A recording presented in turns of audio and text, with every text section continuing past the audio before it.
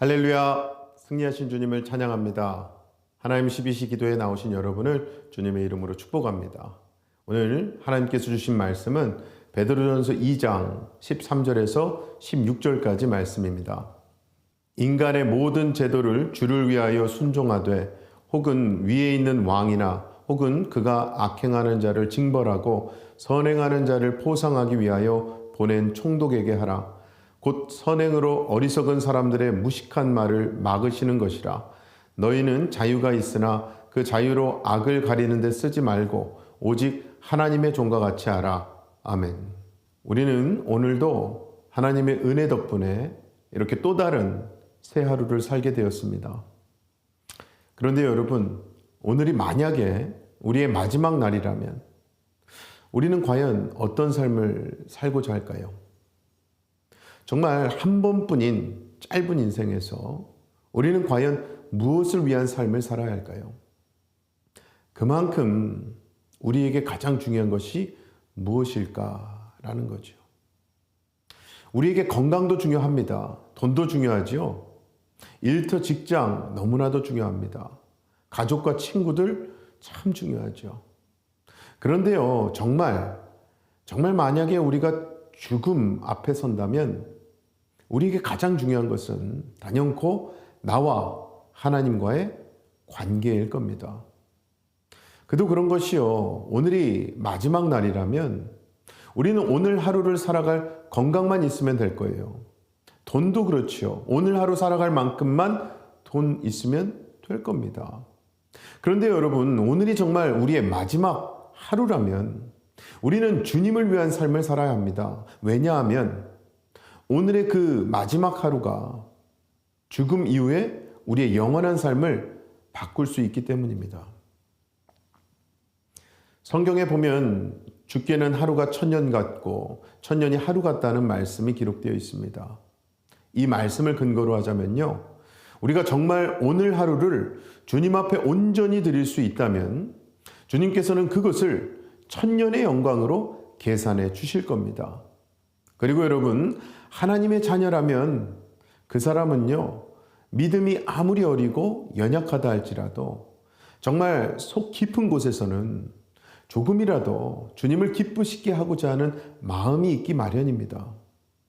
그렇다면 우리는 과연 어떻게 하면 주님을 위하여 주님을 기쁘시게 하는 삶을 살 것인가? 오늘 말씀을 통해서 살펴보려고 합니다.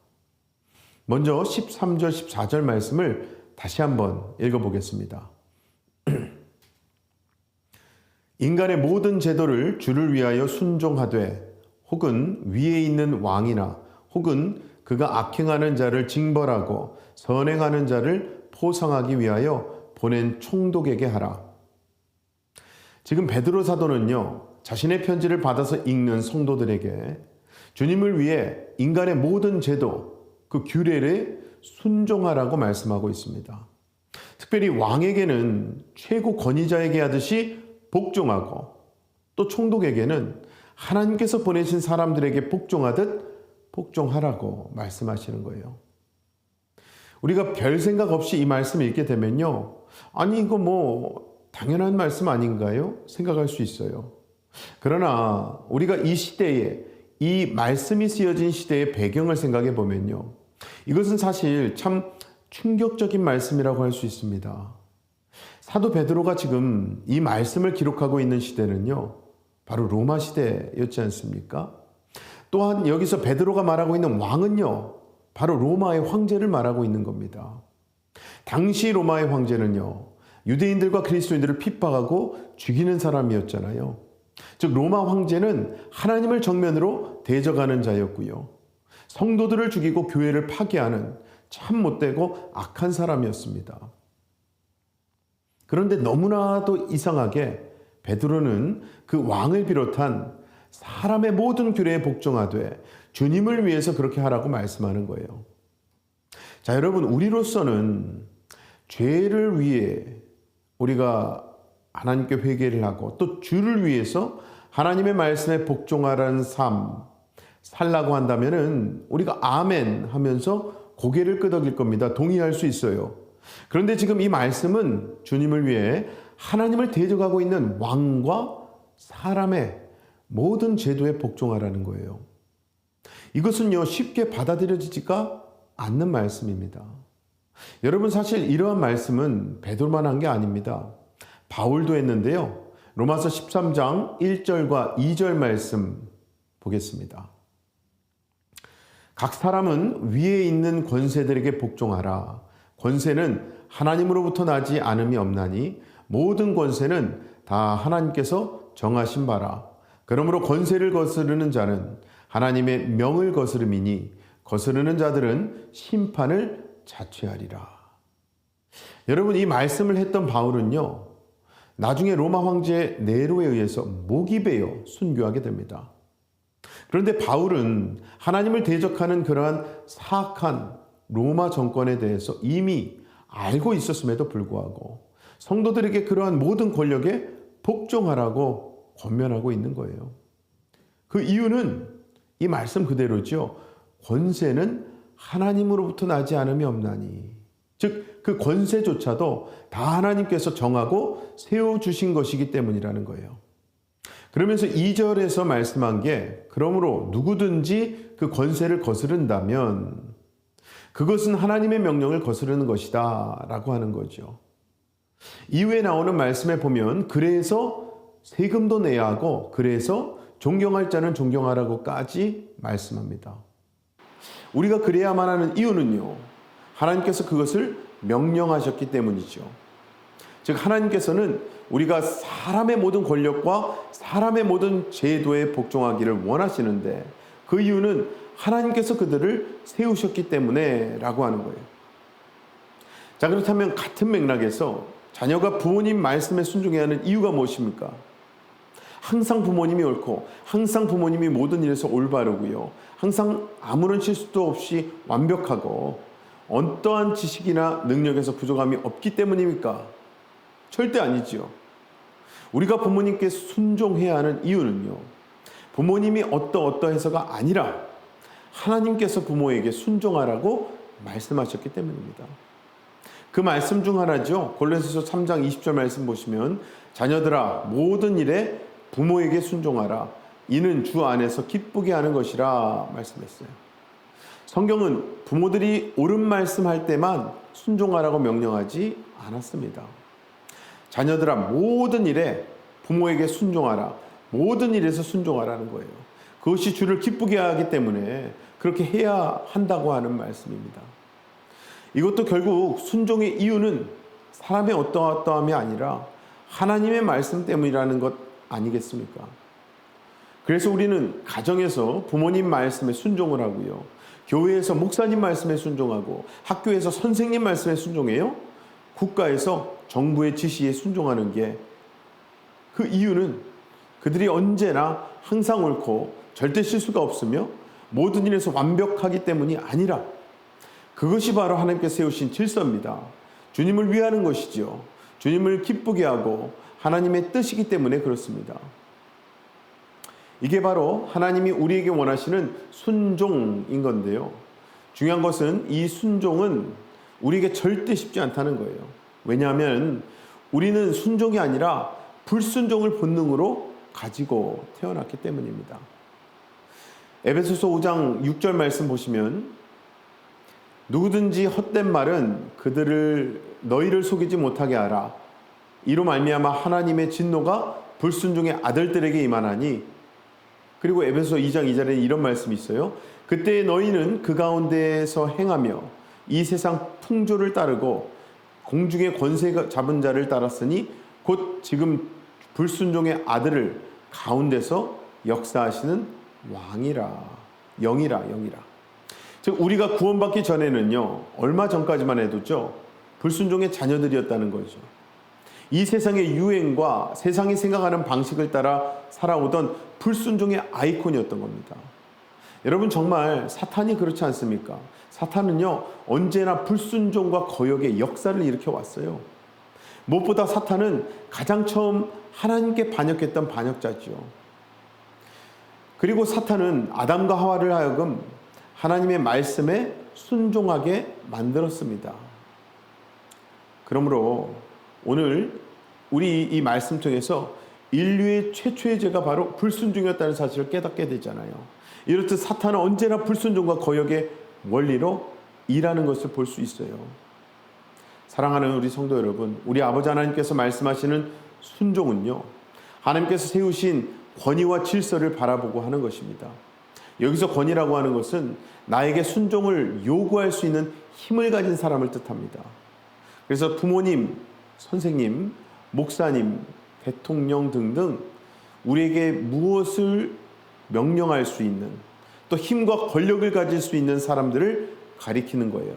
우리가 그러한 사람들 가리켜서 권력, 권위 혹은 권위자라고 부르곤 하죠. 그리고 우리가 권위자에게 순종을 하는 이유는요, 권위자들에게 하는 일이 옳기 때문이 아닙니다.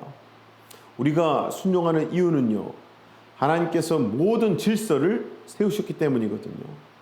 이것은 결국 어떠한 상황에서 내가 아무리 옳다 하더라도 그렇게 나의 주장이 옳은지가 중요한 것이 아니라 내가 하나님의 질서에 순종하는지가 더욱 중요하다는 뜻입니다.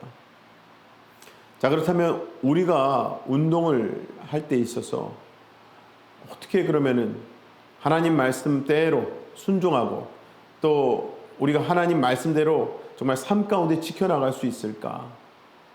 물론 우리 삶 가운데는요, 나에게 그 일을 시키는 권위자가 오해를 하고 나에게 억울한 뭔가를 시킬 수도 있고요.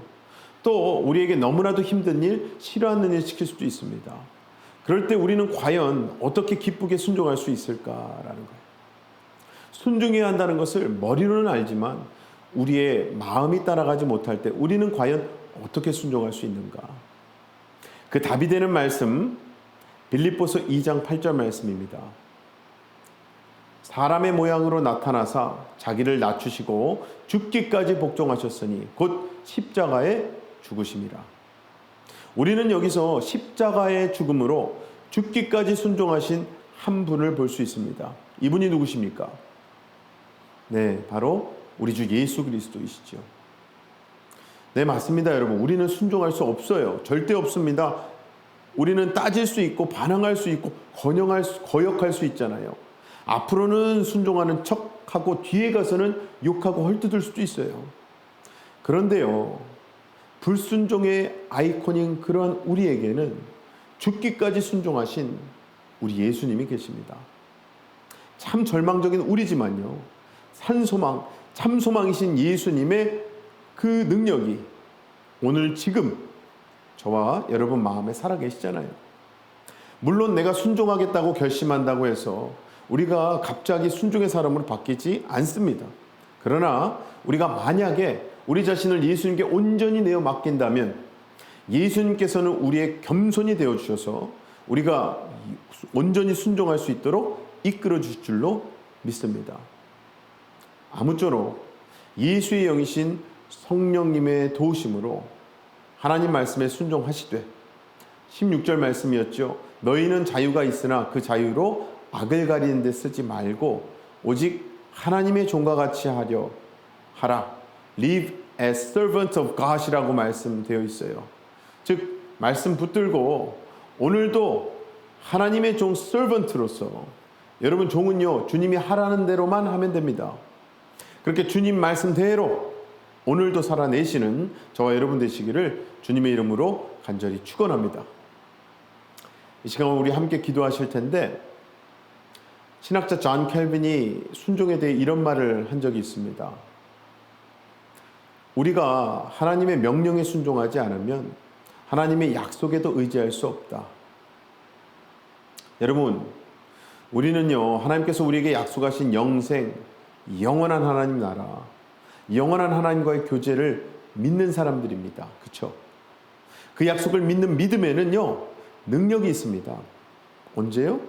우리가 하나님 명령 말씀에 순종할 때.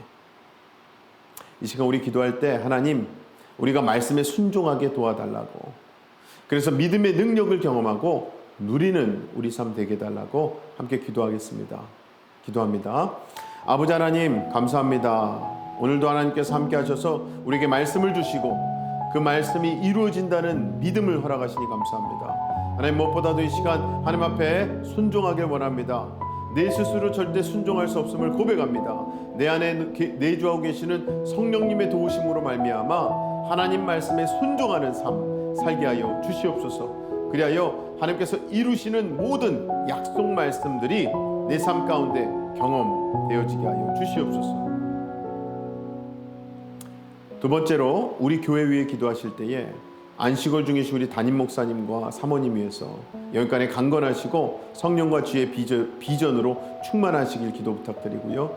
또 동역하시는 우리 부교육자분들과 평신도 리더십들, 특별히 우리 32명의 브라질 선교팀 위해서 황 목사님과 팀원 모두의 건강과 성령 충만함 위해서 기도 부탁드립니다.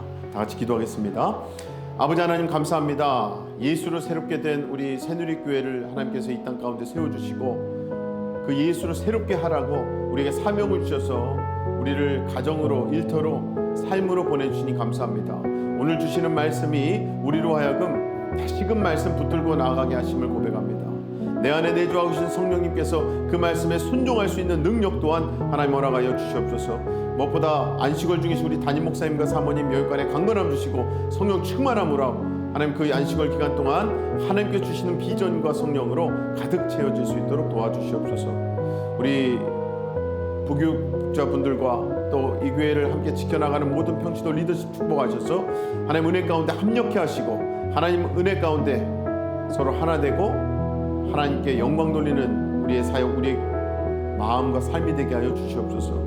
특별히 우리 브라질 선교팀 32명을 하나님 앞에 올려드립니다. 안전하고 건강하게 선교 여정을 잘 마치게 하시고 특별히 하나님께 주신 사명을 시원하게 이루어드리고 돌아오는 우리 선교팀 될 수 있도록 아버지 은혜 베풀어 주시옵소서.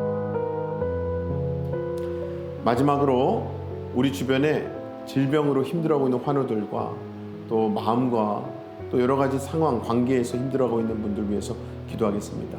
다 같이 기도합니다. 아버지 하나님, 오늘도 주신 말씀을 통해서 우리가 패배하고 넘어지고 좌절하는 것이 우리의 역할이 아니라 하나님께서 원하시는 것은 승리하는 것이요 이기는 것이며 무엇보다도 믿음을 붙들고 하나님 말씀 안에서 그 말씀의 능력을 누릴 수 있는 사실을 우리가 깨닫게 됩니다. 하나님, 오늘 말씀 통해서 우리가 우리 주변에 아파하고 있고 힘들어하고 있는 분들 놓고 기도합니다. 하나님께서 그들을 치유하여 주시고 힘을 주시고 능력 주셔서 넘어진 자리에서 일어나 하나님께 기도하는 자리 지켜낼 수 있도록 하나님 붙잡아 세워 주시옵소서. 하나님, 그분들 위해서 쉬지 않고 기도하는 우리 기도 공동체 새누리교회 되게 하시고 오늘도 기도하는 곳곳에서 하나님의 음성을 듣고 경험하는 모든 기도자들 되게 하여 주시옵소서. 사랑의 아버지 하나님 감사합니다. 하나님 은혜로 오늘도 말씀으로 우리에게 약속해 주시고 말씀으로 우리에게 믿음의 능력을 허락하시니 감사합니다. 우리 안에 내주하고 계신 성령님께서 도와주시고 역사하셔서 하나님 말씀 그대로 우리 삶 가운데 이루어지는 것을 경험하게 하여 주시옵소서. 무엇보다도 우리를 구원하신 아버지 하나님의 능력, 사랑, 하나님 성경을 통해서 우리가 붙들고 전하고 또 나눌 때에 놀라운 영혼구원의 역사가 끊임없이 일어나게 하여 주시옵소서. 특별히 또 우리 교회에 하나님께서 귀한 비전과 뜻을 가지고 보내주신 담임 목사님 여기까지 강건함으로 안식을 잘 쉬고 돌아오시게 하시고 또 그동안 우리 교회를 우리 목사님들과 모든 평신도 리더십들 잘 지키고 섬길 수 있도록 도와주시옵소서. 하나님 말씀으로 연약한 자들 힘을 얻게 하시고 병든 자들 치유받게 하시며 관계가 끊어진 자들 회복되는 역사 있게 하여 주시옵소서. 믿고 감사드리며 예수님 이름으로 기도합나이다. 아멘. 오늘도 이미 승리하신 예수님으로 새로워지시고 승리하시기 바랍니다. 어떠한 상황 속에서도 승주찬